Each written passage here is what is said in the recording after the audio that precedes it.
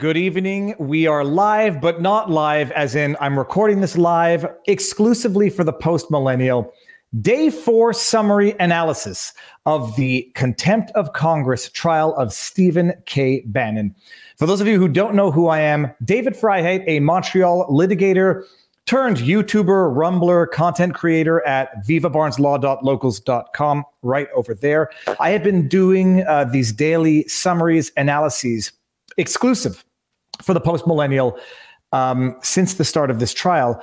I have been following this trial, this legal saga, since the first day of this trial when Steve Bannon was subpoenaed, indicted, allegedly failed to comply with the subpoena, and then ultimately standing trial for contempt of Congress. Day 1, jury selection. Day 2, we had some arguments, motions in limine, as relates to the admissibility of certain evidence, that being correspondence between the January 6th committee and Stephen Bannon's attorneys. Ultimately, those documents were admitted as evidence, and then we proceeded to trial. Prosecution starts, as prosecution typically starts in these types of trials. The prosecution closed its case after 2 witnesses. Those 2 witnesses were one Kimberly Ammerling, the general counsel for the January 6th committee, and one Stephen Hart, an FBI investigator who looked into the contempt of Congress charges and determined that an indictment was warranted. Then the prosecution closed its case. Now, I've already covered the testimony, the interesting parts of it in prior episodes. Bottom line, the prosecution called all of 2 witnesses and then closed its case after those 2 witnesses. Then it became time for the defense. What was the defense going to do? We pondered this question after the 3rd day, saying, is Steve Bannon going to testify in his own trial? I thought it would be too dangerous. I thought it would be a bad idea. I have been accused of being a little bit too pacific, I guess, as the word, as an attorney, where I would not have advised Steve Bannon to testify if he were my client, and I might have deterred him from doing so if he insisted on doing it. Bottom line, the defense has not called Steve Bannon, will not call any witnesses, and will just rely on the fact that the prosecution did not prove its case. In fact, the defense is, I won't say confident that the prosecution did not prove its case, but they ultimately decided not to call any witnesses. And they have raised several arguments before the judge as to why they have decided to do this. Because today, day 4, there was no jury present. The jury, in fact, was notified early on in the day. You can go into your waiting room and stay there. We're probably not going to need you today because the defense is not presenting any counter evidence. They are going to rely on the fact that the prosecution did not prove their case, so much so that the defense presented, I may be getting the terms wrong, but the essence is there. They filed 2 motions to dismiss. One might be called a motion to acquit, as if to say they didn't even present any elements that could be susceptible of condemnation, so acquit Steve Bannon as is.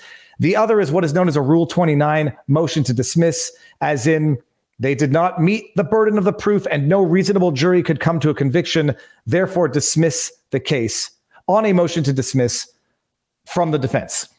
The judge, from my understanding, and I have picked the brain of one John Hoggy, who is a journalist working for the Epoch Times, who has been doing some of the greatest live tweeting of this trial. I picked his brain during a live stream on my YouTube channel, Viva Frei, and my Rumble channel, Viva Frei Today. One of the motions to dismiss, as in the motion to acquit, was dismissed. The judge says, no, we're not acquitting Steve Bannon for any lack of evidentiary reasons. That motion to dismiss or motion to acquit is itself dismissed. The second motion to dismiss, which is based on no reasonable jury being able to come to a conviction based on the evidence presented, the judge took under deliberation, or at the very least said, I'm not going to render a decision on this motion to dismiss now because I don't want to influence the jury, which in most people's logical thinking brains means the judge is not going to dismiss the case on this Rule 29 motion to dismiss, because if the judge were going to dismiss the case, influencing the jury becomes academic, becomes moot. So it seems quite clear that the judge is not going to grant this Rule 29 motion to dismiss, but doesn't, in refusing that motion to dismiss, want to induce or lead the jury to believe that Bannon is guilty, thus influencing the jury to come to a conviction, which between you, me, and the world, I don't think the jury needs that type of inducement or that encouragement. I think, by the sounds of it, this is something of a fait accompli, just by virtue of the evidence that was submitted, the nature of politics being what it is, who gets acquitted in D.C., Michael Sussman, despite all incontrovertible evidence to the contrary, and who gets convicted in D.C., pretty much everybody else on the other side of the aisle, that being pretty much each and every one of the January 6th defendants. So they were arguing these motions to dismiss all day today. Judge says, not rendering a decision today. I will render a decision on the second Rule 29 motion to dismiss only after the jury verdict. And closing arguments are scheduled to commence tomorrow at 9 o'clock in the morning. That's where it's at. One very interesting development of the day is that apparently all of the testimony of the FBI agent, investigator guy, Stephen Hart, all of his testimony has been struck. And the judge apparently in the jury instructions is going to advise them not to consider the testimony of the FBI investigator, Stephen Hart. Why is this relevant? Well, okay, let's remember the essence of the testimony of Amerling and Hart, Amerling being the general counsel of the committee, Hart being the FBI investigator. Amerling got up there, testified about the formation of the committee, the authority that it had, the subpoenas. There was some debate during today's motions as to whether or not Benny Thompson, the chair of the committee, was the individual who signed the subpoenas. Apparently, the defense argued that Amerling was equivocal, meaning uncertain or not giving a definitive answer when asked, did Benny Thompson sign these subpoenas? The idea being that if it wasn't the chair of the committee who signed the subpoena, it's an invalid subpoena, so a technical defense. There's an old expression in the practice of law to the effect that procedure is supposed to be the servant of the law and not its master. It's a beautiful expression because it means there is procedure, but people are not supposed to suffer injustices because of procedure, because ultimately procedure is the servant of the law and not the master of the law. In this particular case, however, if procedure was not followed as relates to the issuance of that subpoena, well, then it becomes something very prejudicial for Stephen Bannon, in that if they didn't follow the procedure on the issuance of that subpoena and now they want to potentially lock up Bannon for not complying with that subpoena, this would be one of those cases where if you want to invoke the harshest penalties for not complying with procedure, you better make sure that you've complied with procedure yourself. My understanding of the entire case, Benny Thompson signed off on the subpoenas. If he didn't, be a very, very interesting fact that might have escaped most people.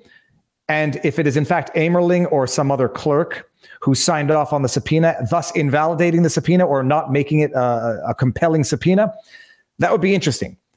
My understanding is that it's Benny Thompson who signed off on it regardless. So, the subpoena was lawfully issued from the unselect committee, according to Donald Trump. We're going to get there.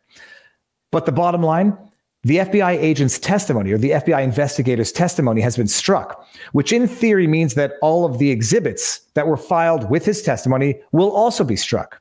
So while Amerling testified to the legitimacy of the committee, the horrors of the events of January 6th, and the binding nature of the subpoena, it was the FBI investigator who testified to certain social media posts, certain articles in Rolling Stone, evidencing, in theory, that Bannon did not comply with the subpoena, not because he thought he benefited from executive privilege and was making the accommodations, but because he was thumbing his nose at the authority of the committee. Apparently in some Getter posts from Steve Bannon, he was effectively saying, I will never comply. Not that I do not have to because I benefit from executive privilege, not we're negotiating to see how I can comply.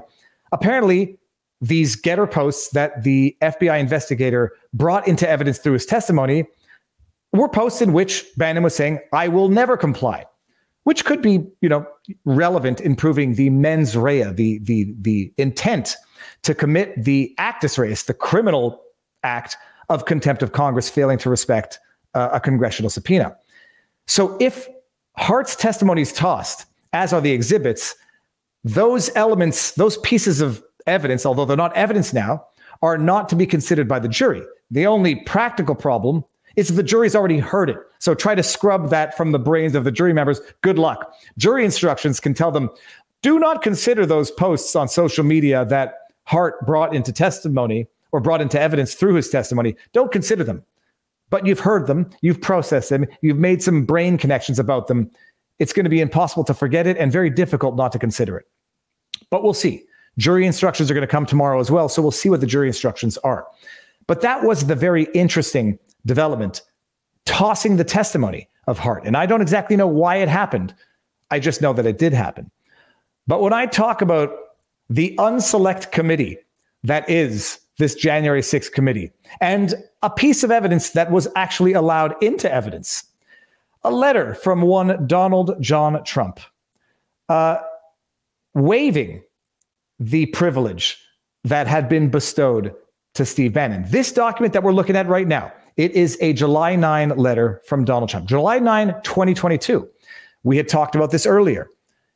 In that recently, July 9th, Donald Trump wrote a letter confirming that he was waiving, lifting, abandoning any executive privilege that Steve Bannon benefited from, which would have precluded him from testifying.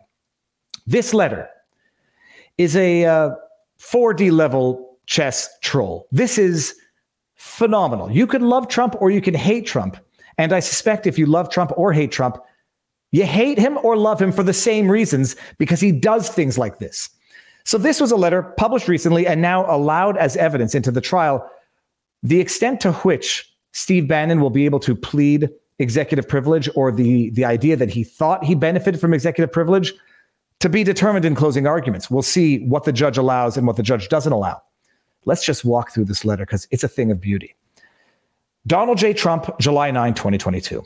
Dear Steve Bannon, I write about the subpoena that you received in September 2021 from the illegally constituted Unselect Committee, the same group of people who created the Russia scam, impeachment hoax number 1, impeachment hoax number 2, the Mueller witch hunt, which ended in a no, quote, collusion, end quote, and other fake and never-ending yarns and tales.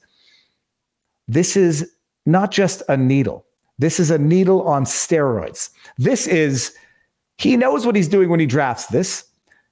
Whether or not it's going to impress or irritate the jury, I'll predict irritate. This is rubbing in the noses of the jury, of anybody who reads this. You're criticizing the idols of people or the political idols of those who love what's going on, and you're rallying the base of those who think that what's going on is, in fact, the continuation of a politically motivated witch hunt. But at the very least, you may agree or disagree with Trump. In some respects, you may love or hate Trump. You can't disagree with the factual elements in this. Set aside the Unselect Committee, a defense that I don't think Bannon is going to be allowed to raise, whether or not this committee is itself valid because it met the required threshold of 13 members, 5 of which were appointed by the GOP. In fact, it's 9 members, and the 2 Republicans were nominated, handpicked by Nancy Pelosi herself. Forget about the Unselect Committee. Russia scam, impeachment hoax number 1, impeachment hoax number 2. The no collusion. Oh, they couldn't convict, but they couldn't exonerate, as though that's ever the goal of any investigation, the exoneration. In some people's minds, it's guilty until proven innocent, but moving on. When you first received the subpoena to testify and provide documents, I invoked executive privilege. Appreciate people. This is a self-serving statement made by the individual for the benefit of the person he's trying to protect, publishing it for the world to see. You can write this off as a self-serving statement. It's also ostensibly the defense of Steve Bannon, as it has always been. However, I watched how unfairly you and others have been treated, having to spend vast amounts of money on legal fees and all of the trauma you must be going through for the love of your country and out of respect for the office of the president. This will rally the base, and this will piss off unsympathetic jurors. And everybody knows it. It's just a question of whether or not there's going to be one juror is all you need to say, you know what? They're a bigger fish to fry. One of them might be Ray Epps.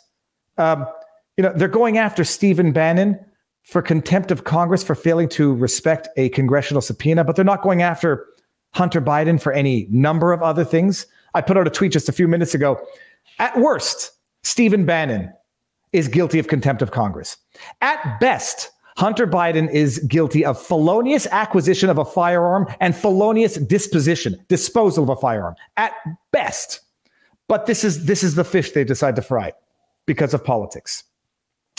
Therefore, if you reach an agreement on a time and place for your testimony, got to pause there and highlight the fact that this is a very interesting, also self-serving statement to some extent, because one of Bannon's defenses, or at least part of the argument, was that the House Select Committee, in the back and forth with Bannon's counsel, they were talking about dates and times, and in Bannon's mind, he didn't know that these were peremptory delays, that these were delays that had to be met, failing which he would be held in contempt of Congress. He's arguing, as a matter of fact, I thought we were agreeing on dates and that therefore I was not in violation of the subpoena.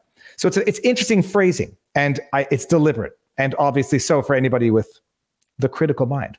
I will waive executive privilege for you, which allows for you to go in and testify truthfully and fairly.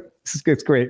As per the request of the Unselect Committee of political thugs and hacks who have allowed no due process, no cross-examination, and no real Republican members or witnesses to be present or interviewed. It is a partisan kangaroo court.